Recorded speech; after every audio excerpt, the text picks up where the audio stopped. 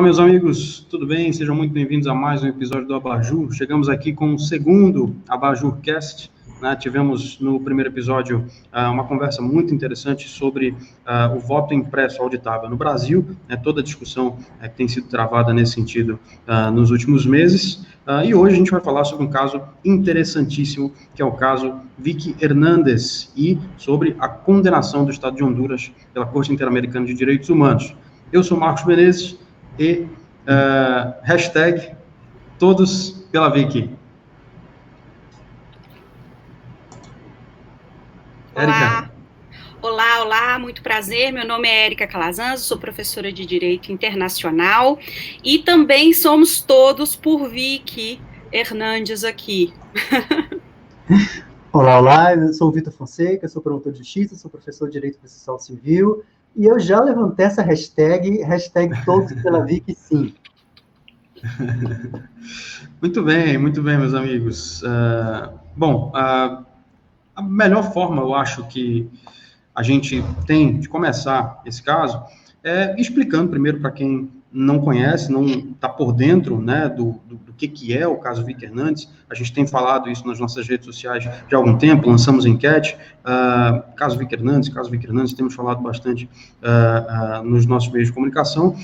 Para quem não conhece o caso, eu jogo aqui para vocês, quem se candidatar a responder primeiro, o que é o caso Vicky Hernández, o que, quando, como e onde tudo aconteceu.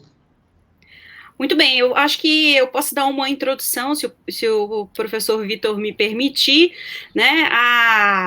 O caso, ele foi julgado recentemente na Corte Interamericana de Direitos Humanos, em razão do homicídio, né, da Vicky Hernández, uma mulher trans, que foi assassinado aos 26 anos durante o golpe de Estado que ocorreu em Honduras no ano de 2009. Né? A sentença, ela pela primeira vez determinou a responsabilidade de um Estado pela morte de uma pessoa trans, ou seja, é uma sentença extremamente emblemática que versa sobre um assunto extremamente relevante nesse momento histórico que nós estamos vivendo, né? E essa jovem, a Vicky Hernández, ela era uma profissional trabalhadora sexual, mas também ela era uma reconhecida ativista, né, na capital do estado. Além disso, a gente pode dizer que o motivo principal, né, da corte ter julgado o caso foi a participação de agentes estatais nas circunstâncias da morte da ativista. Então, por isso, a gente tem esse caso que foi encaminhado à corte. Eu acho que é mais ou menos isso, né? A Corte Americana já teve outros casos envolvendo homofobia, né, contra discriminação contra a população LGBTQIA+, mas esse caso da Vicky Hernández, a importância dele é que é um crime letal, como a Érica disse. Houve uma morte, houve um homicídio de uma pessoa trans, de uma mulher trans. Então, é o primeiro caso de um crime de letalidade, um crime de morte, né, de uma pessoa trans, julgado pela Corte Interamericana. E aí a gente trabalha muito a ideia da interseccionalidade, né, a violência de gênero contra uma mulher, mas uma mulher trans. Daí a importância do caso Vicky Hernández. Perfeito. E a gente percebe, quando estuda, quando analisa, né, quando vai se informar sobre o caso, que a CID constatou que a morte da Vicky Hernández aconteceu em duas situações, em dois contextos, né, melhor dizendo. O da discriminação contra a comunidade, né, àquela altura reconhecida apenas como LGBT, e, num segundo contexto, o do golpe de Estado ocorrido em Honduras, né, em 2009, né, em função exatamente de uma corrente ideológica defendida ali por quem chegava ao poder naquele momento, que se fundem esses dois contextos, né? E eu pergunto para vocês, nesse sentido, a gente pode afirmar que o Estado de Honduras foi responsabilizado de forma objetiva pelo fato de agentes de segurança pública ali, agentes que exerciam ali suas funções nas ruas, no caso da Vicky Hernández, de São Pedro Sula, né? É esse o caráter da responsabilização? É um caráter de responsabilidade objetiva do Estado de Honduras? O caso aí é um pouquinho diferente, né, Marcos? Assim, a gente não pode considerar que a responsabilidade internacional de um Estado é igual a uma responsabilidade penal, né? As provas, digamos assim, os estándares de prova, aqueles famosos estándares probatórios, que a gente exige numa responsabilização penal, né, contra um réu num processo criminal, é um pouquinho diferente de uma de indícios de prova, esses estándares probatórios para a responsabilização internacional do Estado. Digamos que é um sarrafo, imagina um salto com vara, com um sarrafo lá em cima, né? É um sarrafo mais baixo. A gente não exige tantas provas como a gente exigiria numa responsabilização criminal. Então, a gente fala, na verdade, de indícios mais leves, não precisam ser indícios tão fortes como a gente exige numa responsabilização penal. Nesse caso aqui, tem dois contextos, né? Tem um contexto de discriminação contra mulheres trans, pessoas trans, e o contexto do golpe de Estado. Nesse caso da discriminação contra as mulheres trans, é bem interessante a leitura da sentença da Corte, que foram produzidas várias perícias e relatórios, né, de peritos, de especialistas, contextualizando essa violência e a discriminação contra mulheres trans em Honduras, especialmente as trabalhadoras de sexo. Então, o que é interessante é que várias pessoas especialistas, pessoas que conheciam a realidade local, explicaram que, olha, mulheres trans, especialmente mulheres trabalhadoras de sexo, eram discriminadas, eram invisibilizadas naquela sociedade e eram perseguidas pelos policiais, eram perseguidas pelo Estado, e quando havia algum crime contra elas, esses crimes eram marginalizados, eram crimes que não se levavam em consideração. Então, esse era um primeiro contexto. Vejam, a prova produzida não foi uma prova, digamos assim, de testemunhas, pessoas que viram isso ou aquilo. São provas produzidas por meio de relatórios, perícias, né? Então, esse é o primeiro contexto, o contexto da discriminação contra mulheres trans. O outro contexto, não, o outro contexto já foi um contexto, como você disse, político, né, da primeira noite de um golpe de Estado, quando houve um toque de recolher, e as únicas pessoas que estavam sob o controle das ruas, né, as ruas da cidade, quem estava controlando os policiais, eram os agentes de Estado, né? E o que é interessante é, não houve a produção de uma prova testemunhal direta. Não houve uma testemunha que nós dizemos, uma testemunha ocular, que viu policiais atirando na cabeça da Vicky. Nós não temos isso. Nós temos apenas testemunhas indiretas, né? Outras mulheres trans que testemunharam que foram vistas, que viram pessoas que viram os policiais batendo, perseguindo as mulheres trans, enfim. As testemunhas foram apenas indiretas. Então, vejam como é diferente essa responsabilidade internacional do Estado. Tem um outro aspecto interessante que a gente precisa comentar, que é o fato do próprio Estado ter reconhecido parcialmente a sua responsabilidade internacional pela não realização adequada das investigações do homicídio. Isso, por si só, já demonstra que ele reconhece as suas limitações e as suas incapacidades para poder lidar adequadamente com esse caso naquelas circunstâncias de golpe, né? Naquelas circunstâncias de um Estado que não era um Estado democrático. Então, é muito interessante essa parte do Estado, por si só, reconhecer a sua limitação naquele momento, né? Tem a questão também do fato de, daqui a pouco a gente vai entrar, para quem não conhece, e infelizmente eu diria, grande parte da comunidade jurídica não tem muitos conhecimentos a respeito do funcionamento, né, dos organismos internacionais, não tem muito conhecimento dos sistemas de direitos humanos do mundo afora, né, e daqui a pouco a gente vai entrar nessa questão mais técnica relativa a como funciona esse encaminhamento por parte da comissão, para a corte e etc. Mas eu queria aqui perguntar para vocês rapidamente, exatamente levando tudo isso que a gente falou até agora em consideração. O Estado de Honduras só se submeteu àquela responsabilização porque ele é signatário de um acordo. É isso? Mas não é só isso, né? Ele precisa reconhecer a jurisdição da corte para que ela possa poder exercer o seu papel, e também tem um outro aspecto, deve haver o esgotamento das instâncias internas, todas as hipóteses internas de ressarcimento, de alguma forma, não diria de retribuição, me faltou a palavra, de algum tipo de...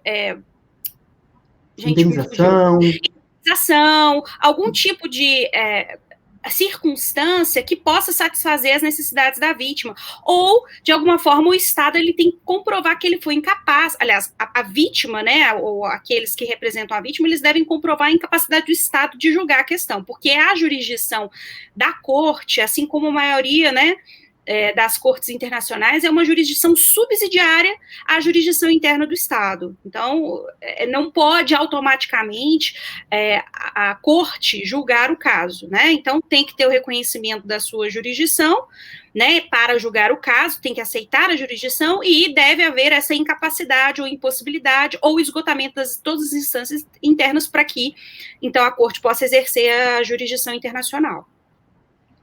Perfeito. Daqui a pouco a gente vai traçar também um paralelo aqui com o Brasil. Eu vou perguntar para vocês exatamente qual que costuma ser a praxe aqui no Brasil, porque a gente sabe que direitos humanos, eles têm uma apreciação qualificada, uma apreciação específica, adequada para o tema dos direitos humanos, que são, evidentemente, mais sensíveis, né?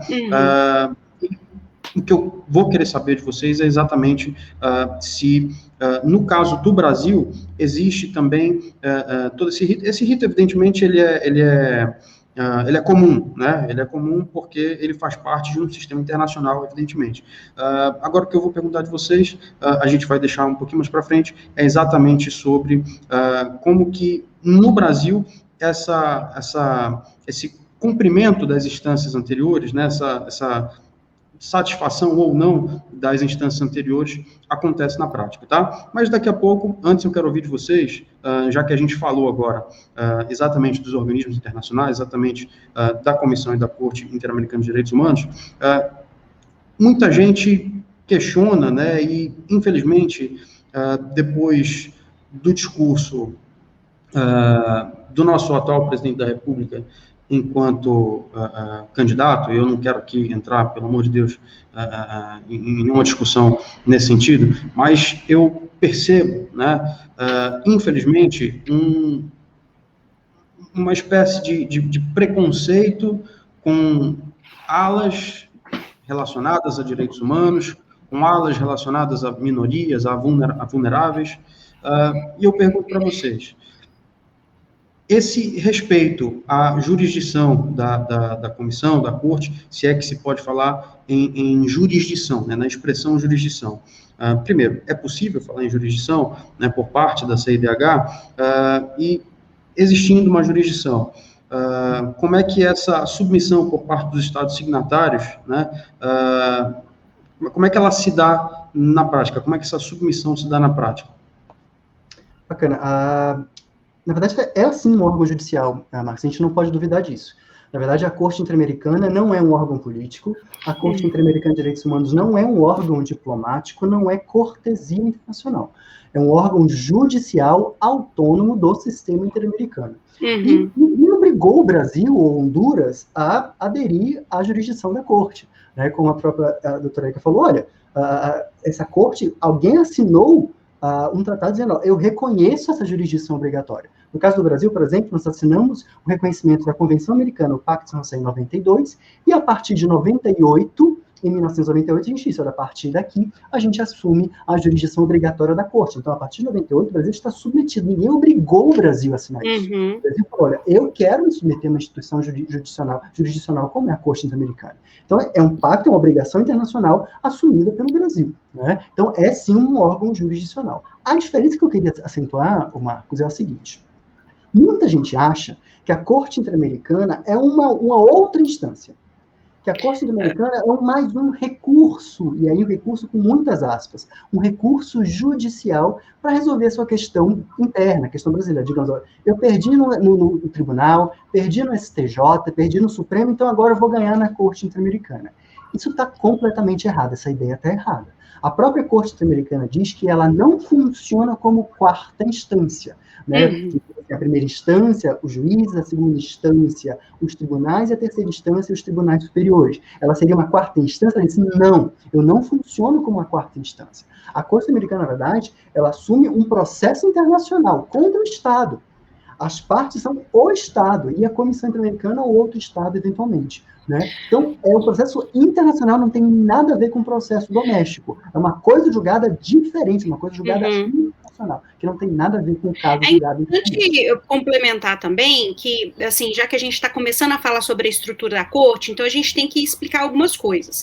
Somente os países que integram a OEA é que podem vir a ser julgados pela Corte Interamericana.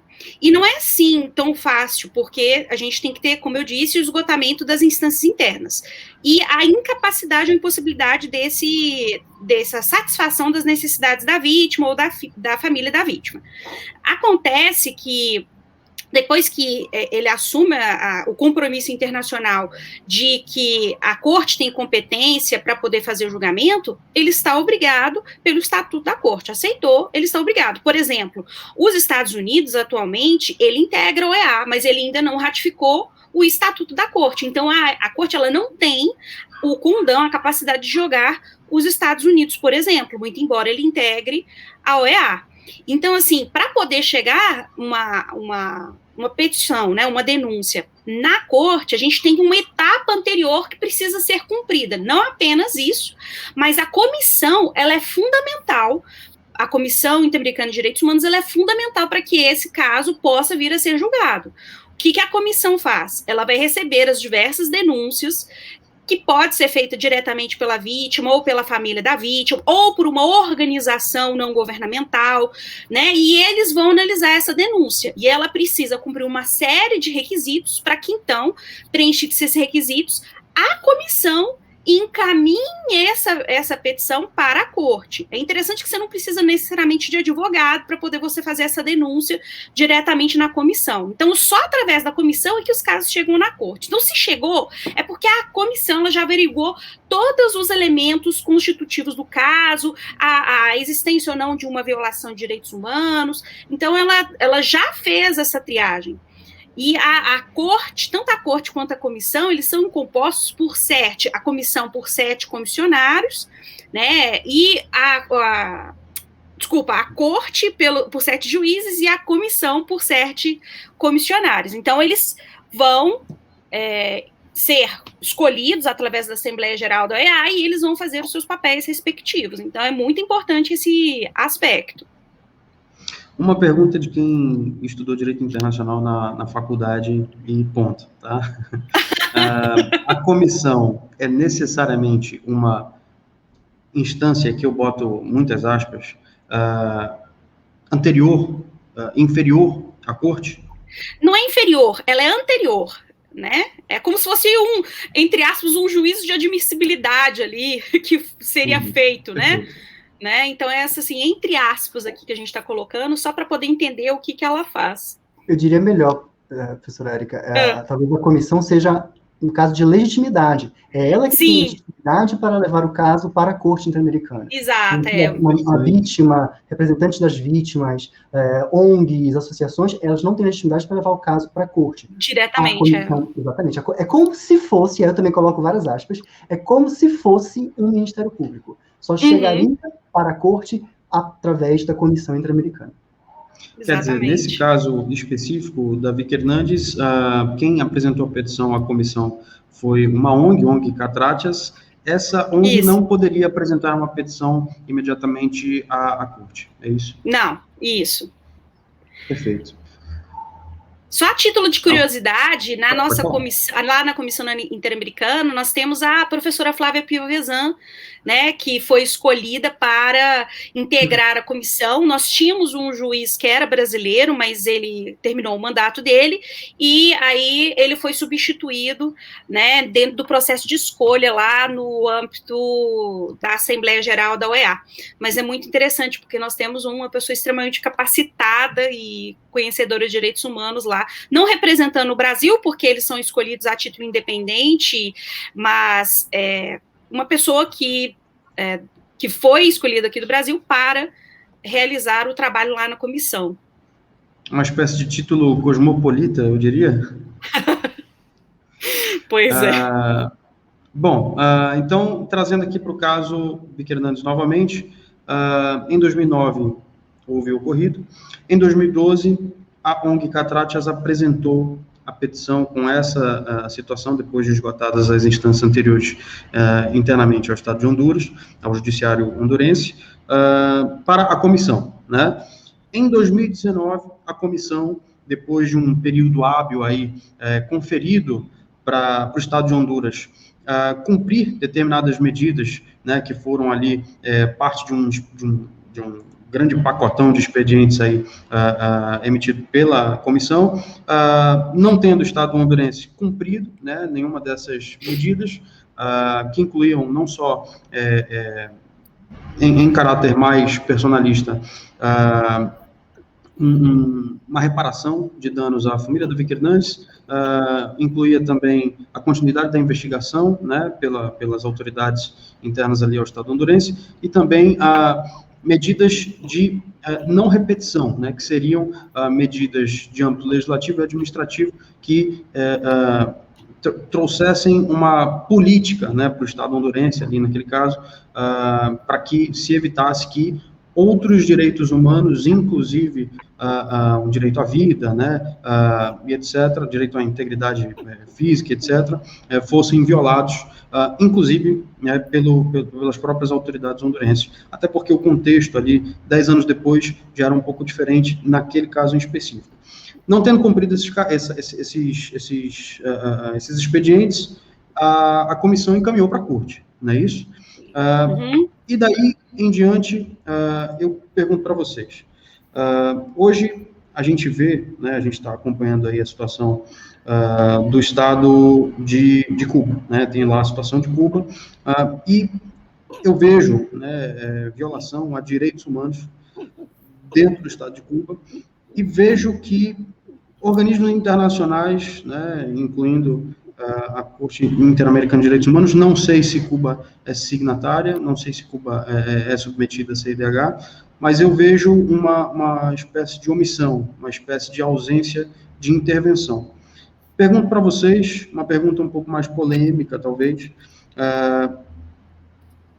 No caso da Vic Hernandes, a violação aos direitos humanos, ela pode ser compreendida como perpetrada a um indivíduo específico, ou a gente vai incorporar aquela ideia de que existe a violação a direitos de uma coletividade que está ali representada? Como é que a gente pode encarar essa situação, traçando talvez um paralelo com o que a gente vê hoje acontecendo em Cuba? Tá. Pode falar, professora. Por favor, Vitor, pode falar, pode falar. Assim, eu só queria comentar que Cuba não integra. Exatamente. Cuba não assinou a jurisdição obrigatória da Corte. Marcos, sua pergunta é bem interessante, porque quando a gente fala em direitos humanos, a gente podia partir dessa premissa, né? Quando a gente fala em direitos humanos, existe um preconceito, como você disse, muito arraigado, né? Primeiro que muita gente acha que direitos humanos é direitos humanos do preso, é direitos humanos do réu, como se direitos humanos estivesse preso num processo criminal, como se fosse apenas questões criminais. Quando a gente fala em direitos humanos, a gente está falando de direito à vida, direito à integridade física, direito à liberdade, direito ao nome, direito ao casamento, direito à saúde, né? O direito de ter propriedade privada, o direito a um trabalho, direito no processo também, garantias judiciais, enfim. A gente está falando de uma infinidade, um conjunto muito grande de direitos que todos temos, né? Não é o preso que tem, não é o réu que tem, todos temos esses direitos. E, se você fizer uma pesquisa nas sentenças da Corte, muitas vítimas que estão sendo violadas os seus direitos humanos não são processados, não são criminalizados, não são pessoas que estão sendo acusadas no processo criminal, como é o caso da Vic Hernandes. Ela não é ré, ela não é presa, ela é uma pessoa que teve violações de direitos humanos. Por que eu estou falando isso? Porque quando a gente pensa em direitos humanos, a gente pensa que vai para esse lado de réu, né, de crime não. Podem ser pessoas que passaram, por exemplo, há casos na corte de mulheres violentadas, questões de violência de gênero, há casos na corte de mulheres que passaram por cirurgias sem o seu consentimento, tiraram o útero da pessoa sem consentimento. Quer dizer, há vários tipos de direitos individuais, mas há também vários tipos de direitos que nós chamamos de coletivos ou difusos, né? Grupo de pessoas que tiveram seus direitos violados, caso 19 comerciantes, caso Baena Ricardo, um grupo de servidores públicos que foram demitidos porque estavam protestando. Cadê a liberdade de expressão dessas pessoas? Então, alguns grupos, e também questões muito mais coletivas e difusas, como de questões de comunidades indígenas, né, de grupos indígenas, grupos, comunidades que tiveram as suas terras não reconhecidas, tiveram as suas terras simplesmente não admitidas nos territórios dos Estados-membros. Então, tanto vale a violação de direitos humanos para pessoas individuais, direitos individuais, nesse vasto conjunto de direitos humanos, e também direitos coletivos e direitos difusos também. Professora Érica.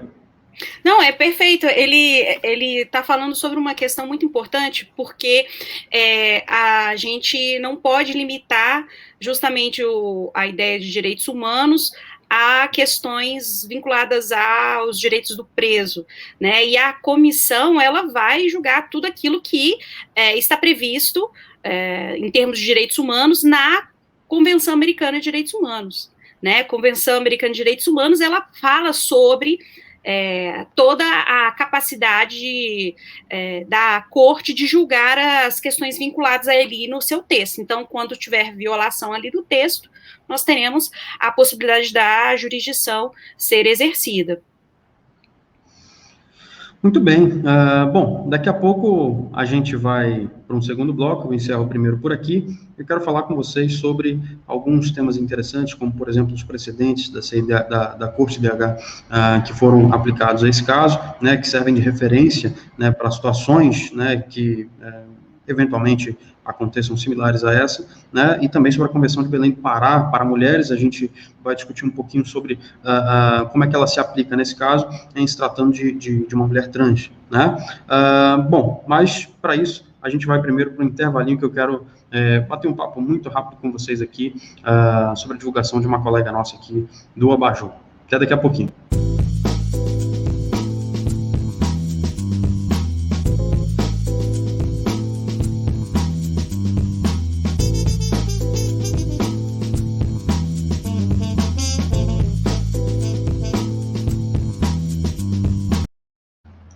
Bom, meus amigos, falamos no primeiro episódio sobre a obra da nossa queridíssima Carolina Castelo Branco, é o livro dela, Construção Democrática da Decisão Jurídica. Ela falou bem rapidamente ali, num tweetzinho, sobre o que se trata, né, do que se trata a obra dela, e a gente faz questão de estar divulgando aqui. Está disponível lá no site da Lumen Juris, né, que é a editora pela qual ela está lançando a obra Construção Democrática da Decisão Jurídica, Sistemas, Precedentes e Tecnologia no Constitucionalismo Contemporâneo, pela editora Lumen Juris, da doutora Carolina Nobre Castelo Branco. Vamos estar falando aqui em breve, com certeza, também sobre o livro Processo Civil e Direitos Humanos, né, do nosso querido Vitor Fonseca, que está presente aqui com a gente, mas isso em breve. Vamos voltar aqui para o nosso segundo bloco, que tem muita coisa interessante para a gente tratar ainda hoje aqui. Vamos lá.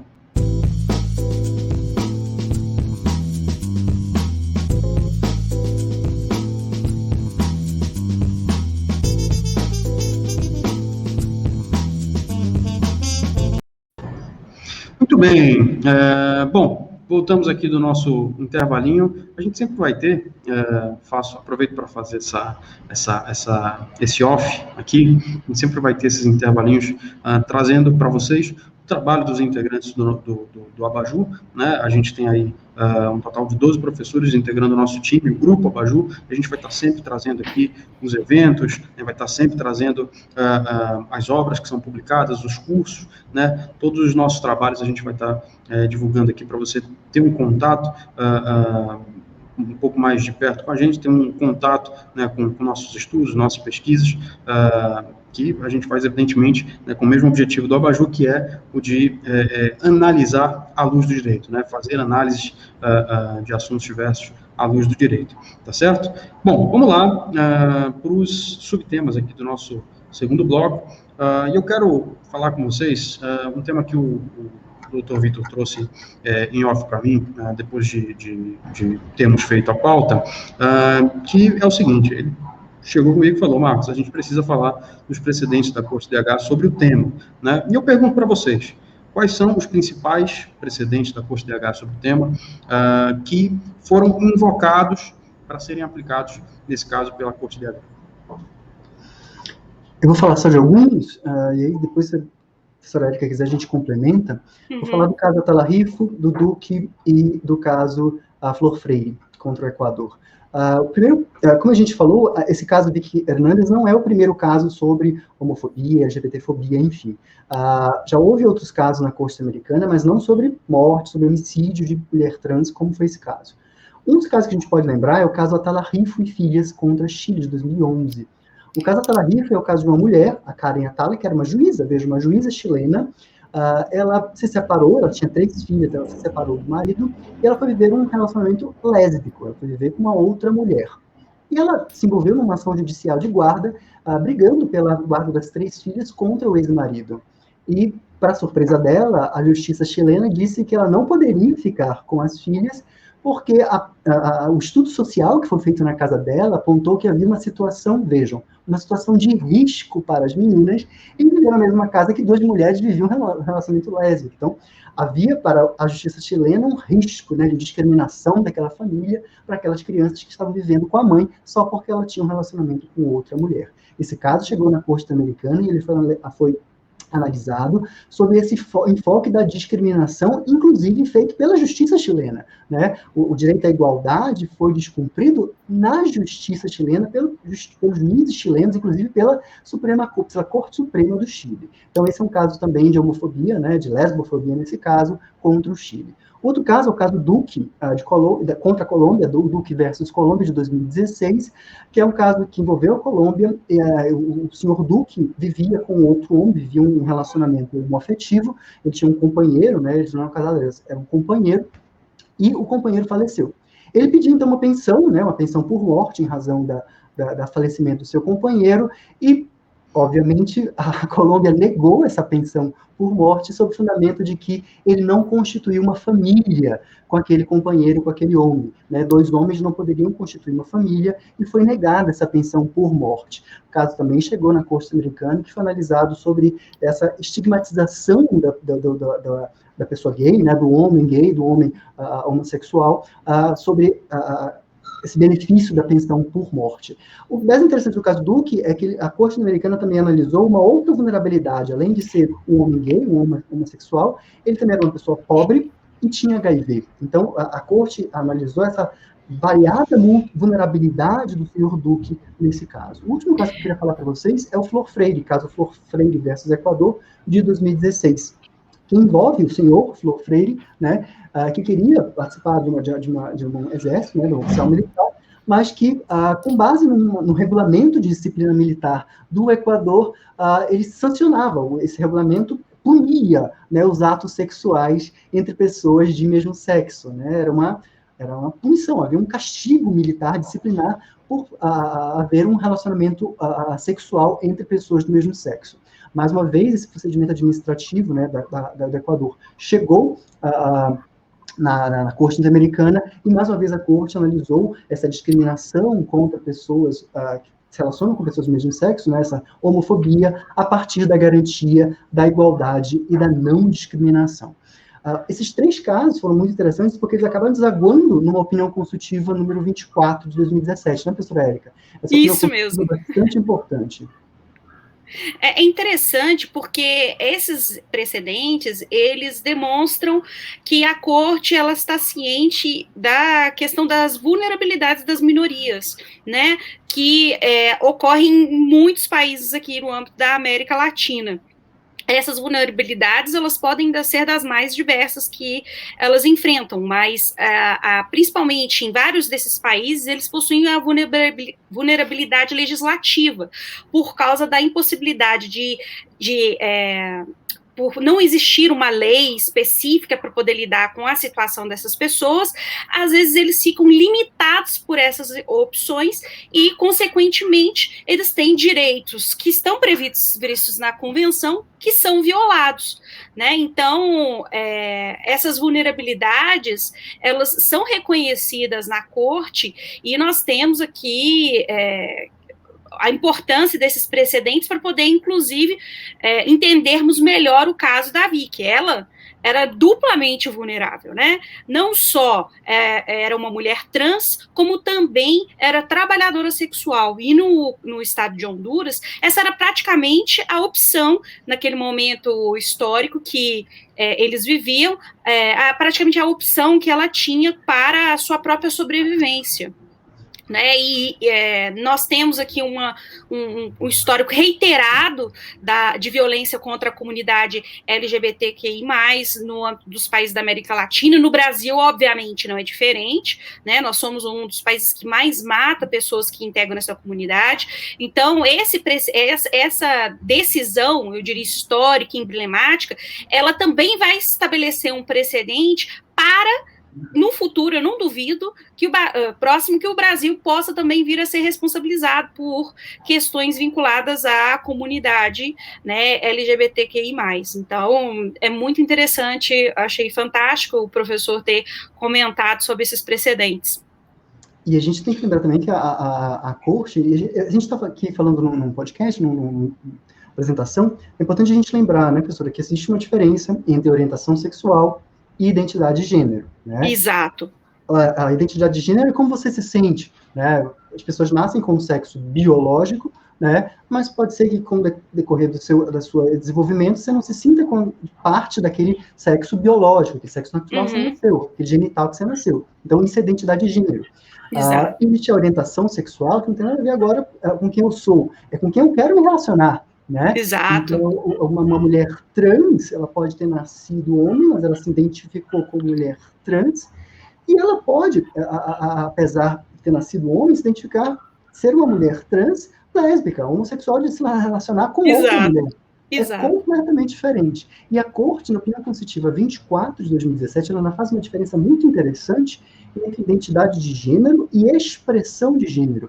No sentido de expressão de gênero é como a pessoa se veste, né, com o penteado, né, o jeito que a pessoa se apresenta para a sociedade, né? Então, é muito interessante porque é uma das poucas opiniões consultivas em que a Corte faz um glossário, né? O que ela entende por identidade binária e não binária, uma pessoa cis. Sim, então, fantástico. Muito sobre isso, tem que olhar mesmo essa opinião consultiva 24 de 2017. Perfeito, e levando em consideração todos esses esclarecimentos que são fundamentais de serem feitos, né, a gente tem um problema grande de informação na nossa sociedade atual, e sempre que a gente tem a oportunidade de trazer essas elucidações, é porque tem muita gente que é ignorante no sentido literal da palavra, e quer aprender, né, quer evoluir junto com a evolução da própria ideia, né, todo esse, como é que eu posso dizer, tudo que está sendo incluso agora, né, a gente fala muito de inclusão, que não era antes, passa por um processo de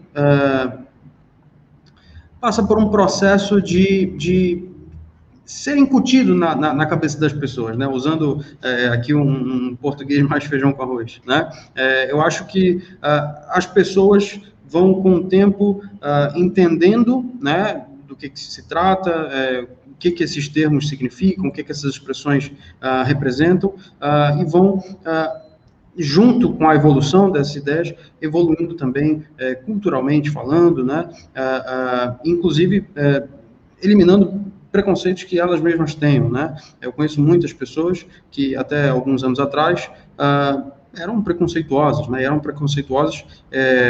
reconhecidamente, se reconheciam como preconceituosas e muitas vezes tratavam pessoas que se incluem nesses grupos que nós estamos elencando aqui, de forma agressiva, de forma verbalmente violenta, né? E com o passar do tempo, foram entendendo, foram percebendo, né, do que se tratava, foram se sensibilizando junto e mudaram seu comportamento, mudaram sua visão de mundo, né, sobre esse tema. Bom, eu sei que existe um parecer consultivo, né, OC 24 de 2017, pulando aqui de pato para ganso, que trouxe aí esses temas, né, de identidade de gênero, igualdade e não discriminação a casais do mesmo sexo, né, trouxe obrigações estatais em relação à mudança de nome, à identidade de gênero, a direitos derivados de vínculo vínculo entre casais do mesmo sexo, que também serviu, de certa forma, de parâmetro, também serviu, de certa forma, ou de toda forma, de precedente, né? E aí eu pergunto para vocês, como que esse parecer consultivo influenciou, no caso do julgamento pela Corte DH da situação da Vicky Hernandes? Foi exatamente o que estava sendo dito aqui, né? Ele, como diz o próprio professor Vitor, ele estabeleceu uma série de elementos fundamentais para a própria decisões que a corte tomou, né, e as indicações que ela tomou, e também esclareceu vários pontos sobre como a corte entende certos conceitos técnicos vinculados a questão da comunidade LGBT QI+, né? Então, ele foi muito importante também nesse sentido. O que é muito bonito, né, professora, é a relação que a corte faz na opinião consultiva entre a identidade de gênero, orientação sexual e o conceito de liberdade. Né? A liberdade que a gente fala tanto como direito humano, né, desde o século XVIII, enfim, ele fala, olha, o fato de você querer ser uma mulher, o fato de você querer se relacionar com pessoa do mesmo sexo, está dentro do conceito de liberdade, de autodeterminação, de você escolher livremente o que você quer da sua vida, da sua existência, né? E é por isso que a corte disse que, olha, que a mudança de nome, né, para mulheres trans, homens trans, a adequação da imagem, né, assim como a sua retificação do sexo, do seu gênero, seu registro de nascimento, faz parte do direito ao nome. Vamos lembrar que o direito ao nome é um direito humano, está lá no artigo 18 da Convenção Americana. É direito a você se reconhecer como pessoa, a sua personalidade jurídica, né? Então, é muito interessante como o Marcos está dizendo, esses direitos novos, né, direitos contemporâneos, eles foram se amoldando a direitos clássicos, né? A gente está falando de liberdade, a gente só está falando de direito à autodeterminação, né? Essa liberdade civil que existe há séculos, mas que a gente está só adaptando esse conceito clássico a conceitos ditos novos e contemporâneos. Perfeito, é uma questão de compatibilização, né? Compatibilização de, enfim, rolos de direitos que já conhecíamos com realidades, não que não já existissem, mas que são percebidas numa esfera mais global, numa esfera mais macro, de alguns tempos mais recentes para cá, né? Bom, e como eu falei no finalzinho do bloco 1, eu queria trazer com vocês a Convenção de Belém do Pará para mulheres, né? Como que ela pode ser aplicada a esse caso, levando-se em consideração que estamos tratando de uma mulher trans e, portanto, uma mulher, né? Mas talvez possa se existir aí essa adaptação na interpretação da convenção. Como é que isso se dá na prática? Como é que isso se deu na prática no caso da Vicky Hernandes? Por favor, professor, se você quiser Vamos começar. A Convenção de Belém do Pará é a famosa Convenção contra a discriminação de gênero e violência de gênero, né? Ela é conhecida como Convenção de Belém do Pará. Se a gente puder explicar para quem não conhece, é como se fosse a Lei Maria da Penha do sistema interamericano, né? É um tratado internacional, regional, que protegeu a mulher contra a violência, contra a discriminação, né? Essa Convenção de Belém do Pará, ela também está sendo aplicada no sistema interamericano em vários precedentes, tem vários casos da corte sobre mulher, sobre violência de gênero. Mulheres que foram estupradas, mulheres indígenas que foram assassinadas, existe um caso sobre mulheres presas que foram assassinadas, algumas estupradas, né? O caso Campo Algodoneiro, que é um caso famosíssimo de violência de gênero, enfim.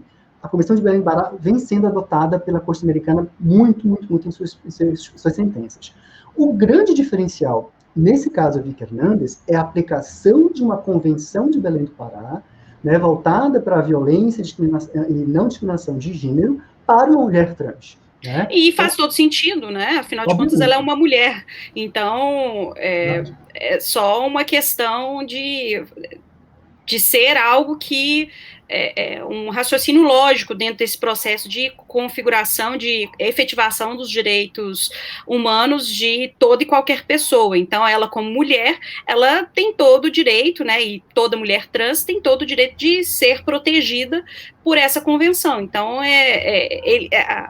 a corte, ela só confirma o que é óbvio, uma vez que ela se identifica e ela se vê como uma mulher, e nós temos que respeitar essa liberdade dela, né, essa condição de mulher dela, e é perfeitamente, na verdade, é perfeitamente plausível que essa convenção seja aplicada.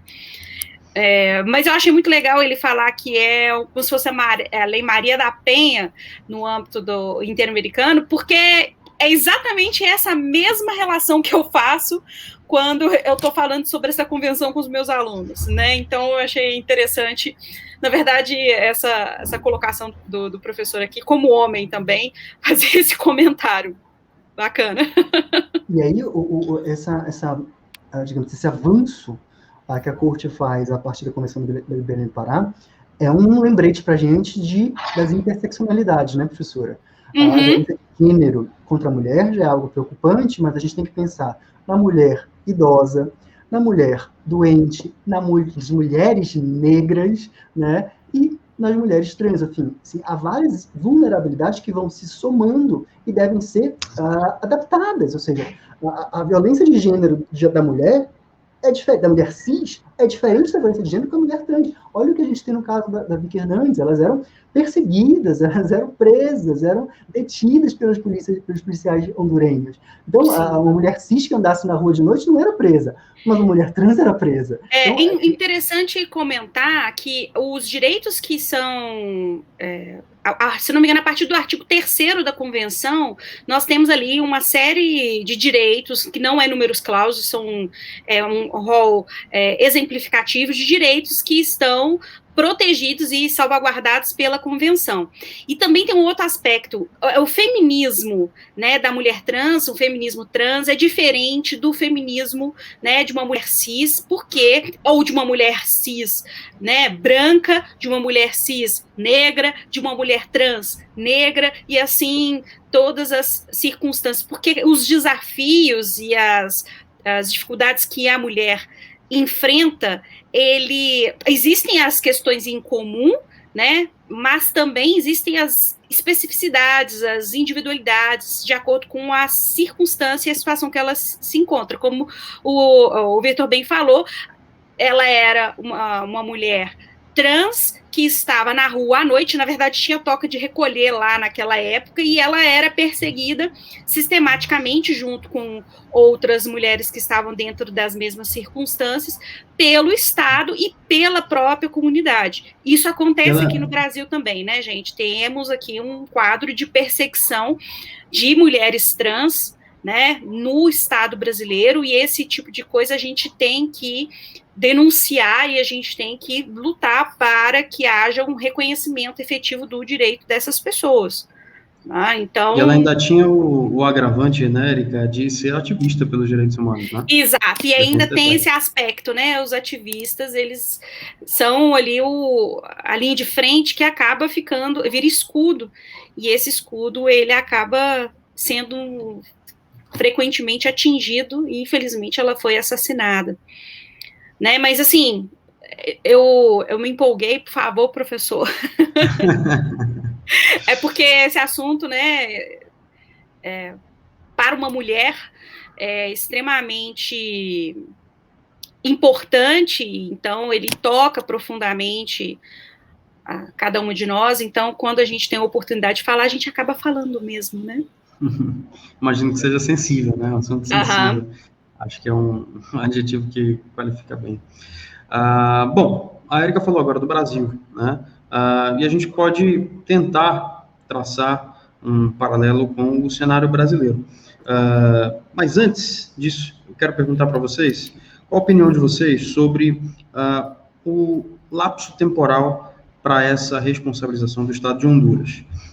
Dá para afirmar que a Corte Interamericana demorou a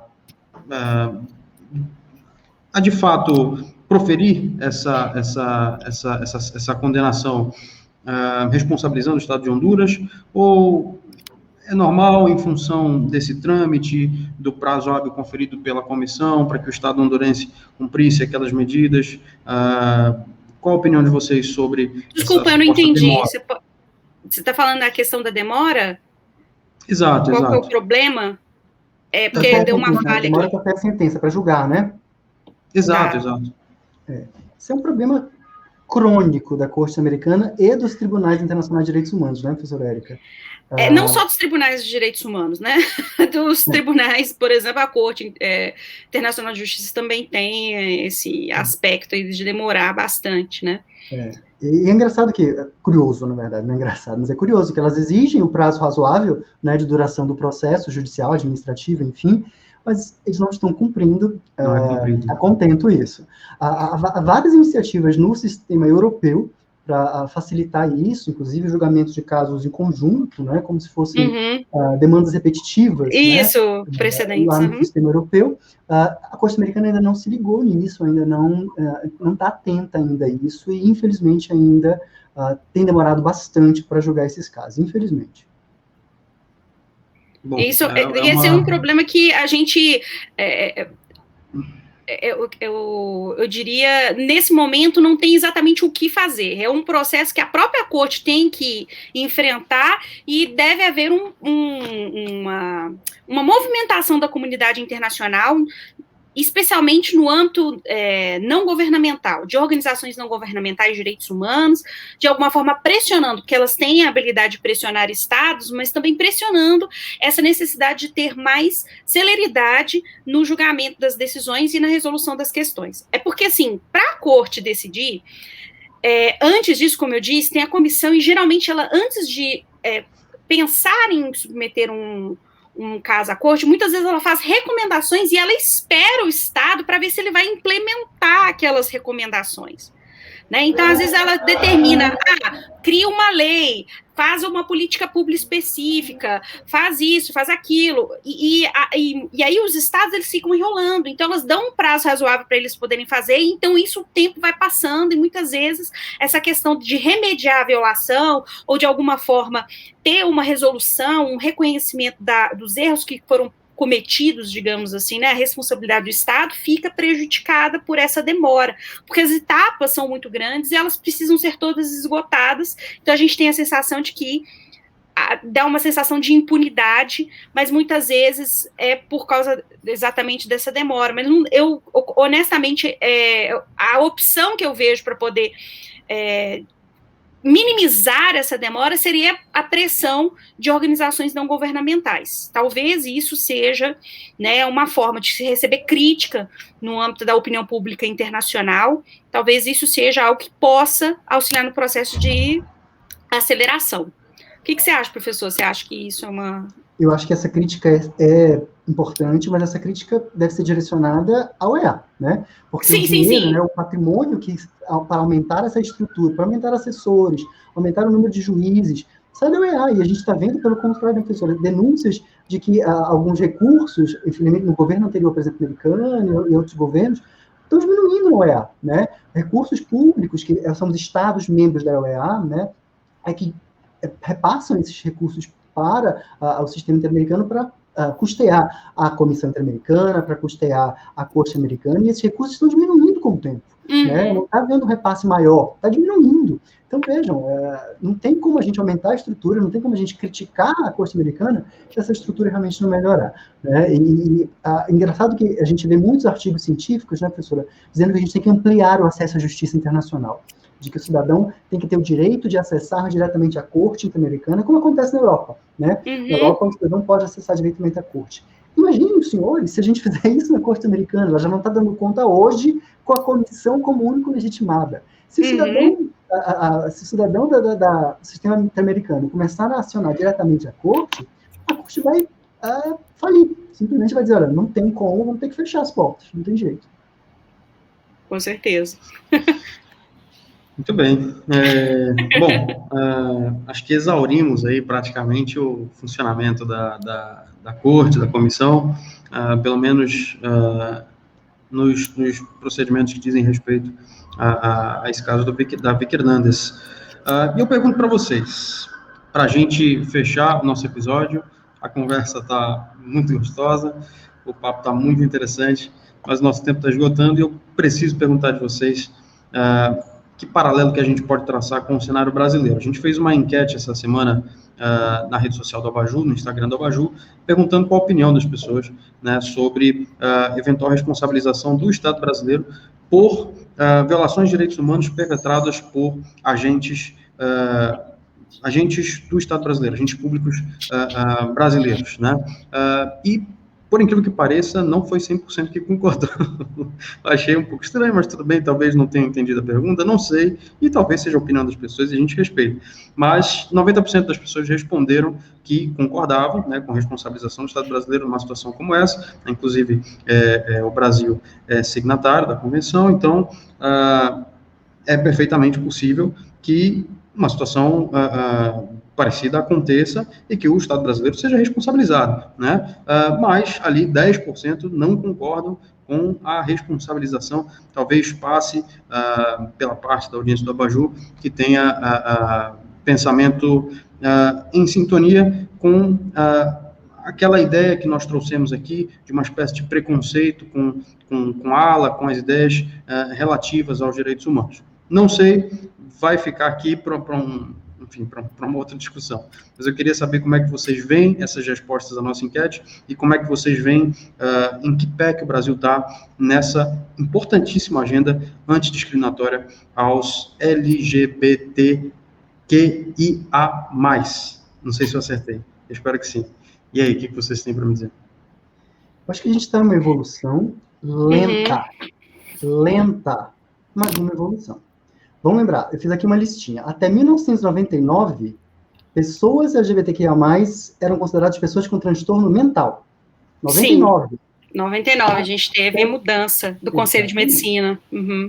2010, não podiam adotar filhos. 2011, não eram família. 2013, não podiam casar. E até 2020, não podiam doar sangue. Então, a gente está numa evolução, mas é muito lenta. Houve uma conquista, né? Mas... E vamos perceber. Sofrida. As conquistas que eu falei foram jurisprudenciais, foram nos tribunais, não foram legislativas. Iniciativa legislativa está muito distante disso. O Congresso está sendo absolutamente inerte e omisso contra direitos dessa população LGBTQIA+. Né? E tem um aspecto importante que a gente sabe que qualquer estado, né, o governo, ele tem as suas ideologias, as suas pautas, né, que vão ser discutidas de acordo com os interesses. Então, a política, não necessariamente, ela vai refletir as necessidades que efetivamente aquela sociedade e as minorias daquela sociedade têm. Então, a gente está num momento de omissão em vários aspectos. Dentre eles, a questão da efetivação de vários direitos da comunidade, né, LGBTQIA+. Então, a colocação do professor é perfeitamente pertinente. Uma outra questão que me deixa muito preocupada é a violência constante, diária, que essas pessoas sofrem aqui no Brasil. Nós somos um país que mata todos os dias e violenta todos os dias pessoas que integram essa comunidade. E isso é inaceitável, né? A gente fica pensando, a violência é da própria sociedade, nós temos violências institucionais também, mas o que o Estado brasileiro está fazendo? Pouco ou quase nada. E isso pode vir a acarretar, sim, uma eventual responsabilização, como eu disse, no âmbito da corte. Por uma falta de falta de legislação específica para proteção, porque, assim, embora a gente pense que a legislação vai ser o elemento fundamental para efetivar a proteção, na verdade, ela como a gente é um país de civil law, a gente tem aquela ideia de que codificou, escreveu, já a proteção já está vigente. Mas um processo é mais complicado que isso, porque a gente tem que ter um processo também de mudança da própria mentalidade da sociedade.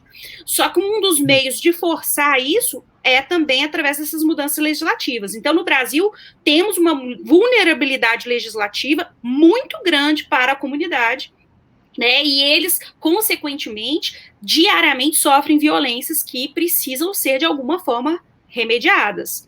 né? Então, o diálogo que nós estamos fazendo, por exemplo, aqui agora, é fundamental para esse processo.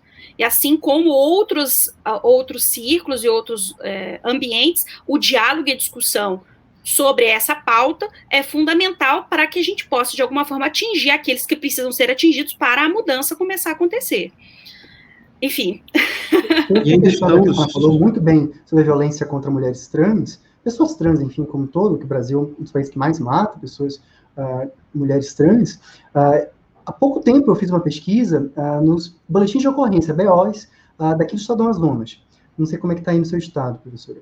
Aqui está terrível também. Violência de gênero de mulher. Eu quero fazer, sou mulher, quero fazer um BO de violência de gênero, violência contra a mulher. Lei Maria da Penha. Tem lá, bonitinho, específico, um BO específico para violência de gênero. Mas não tem um espaço para dizer que eu sou mulher trans. Se eu fizer o BO, nunca nós vamos ter números, nós não vamos ter estatísticas nenhuma sobre a violência contra mulheres trans, porque não tem. Né?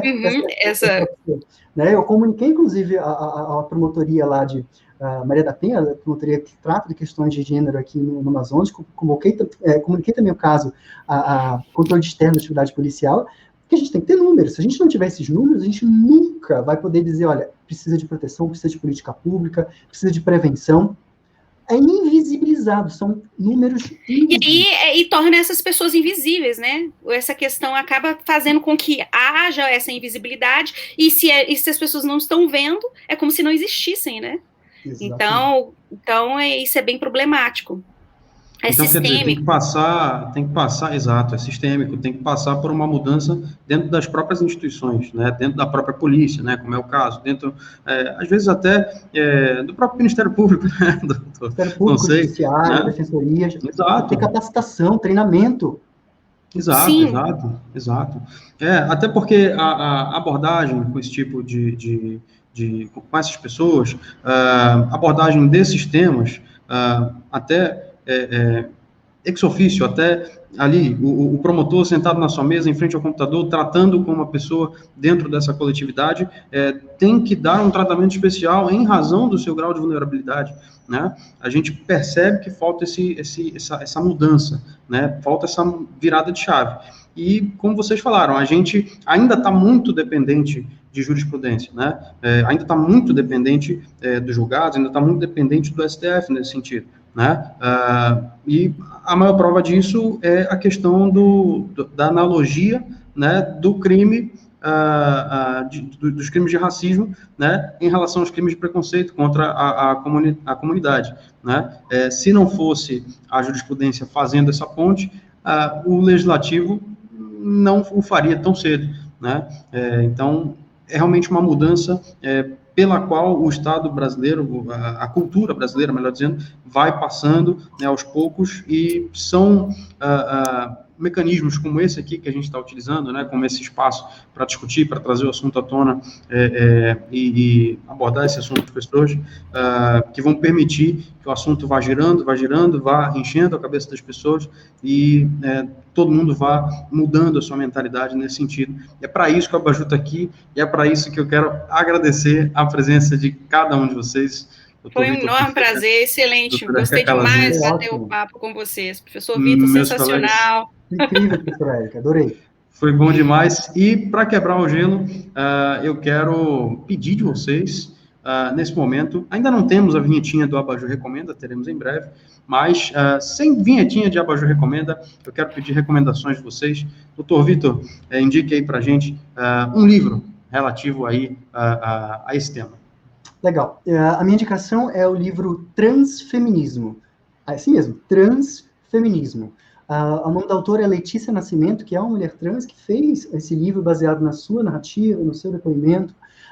O livro é da editora Jandaíra e faz parte daquela coleção, não sei se vocês conhecem, uma coleção pequenininha, da Djamila Ribeiro, que é Feminismos Plurais. A coleção toda é ótima, quem quiser ler sobre feminismo, tem que ler essa coleção, Feminismos Plurais. Mas esse volume, o Transfeminismo, trata justamente sobre isso, sobre violência de gênero contra mulheres trans. Então, imperdível. Transfeminismo, da Letícia Nascimento. Joga no Google que você vai encontrar, rapidinho. Érica, eu quero pedir de você agora a recomendação de um filme. Diz um filme legal pra gente ver. Muito bem. Filme da Netflix, A Morte e a Vida de Marsha P. Johnson, tá? Um filme dirigido pelo David France, de 2017. Fala sobre, né, um documentário que fala sobre a morte misteriosa da ativista transgênera Marsha P. Johnson, que foi encontrada boiando no rio Hudson em 1992. Ela era conhecida como a Rosa Parks da comunidade gay e foi peça crucial na Revolução de Stonewall em 1969. Então, foi esse evento que deu, inclusive, origem ao Dia do Orgulho LGBT. Então, esse filme é sensacional e eu acho que tem tudo a ver com as discussões aqui que a gente falou sobre a comunidade, né, e sobre o papel que a marcha teve e que é um assunto que nós precisamos sempre discutir. Dia esse no qual, diga-se de passagem, foi anunciada a responsabilização do Estado de Honduras pela... Simbólico. Exatamente. Simbólico. Muito bem. Bom, e eu quero agradecer a você que nos assistiu, nos ouviu durante esse debate. Não se esqueça de curtir se você está no YouTube, de compartilhar esse conteúdo com quem você acha que vai tirar proveito disso, tá certo? Continue acompanhando o nosso trabalho. A gente vai estar aí nas redes sociais ativo, fazendo os nossos enquetes, trazendo os nossos temas para a pauta, para estar discutindo junto com você. A gente quer que você participe do Abajur junto com a gente, tá bom? Somos um grupo de 12 professores de direito realizados com o que a gente está fazendo aqui. A gente faz tudo isso com muito carinho. Então, aproveite esse conteúdo que a gente está produzindo para vocês, tá certo? E na próxima segunda-feira, a gente vem aí com o terceiro episódio do AbajurCast sobre o tributo global, tá? O G7 está trazendo aí essa ideia do tributo global e a gente vai discutir tudo isso com os nossos especialistas, tá bom? Muito obrigado e até o próximo episódio do Abajur. Tchau, tchau.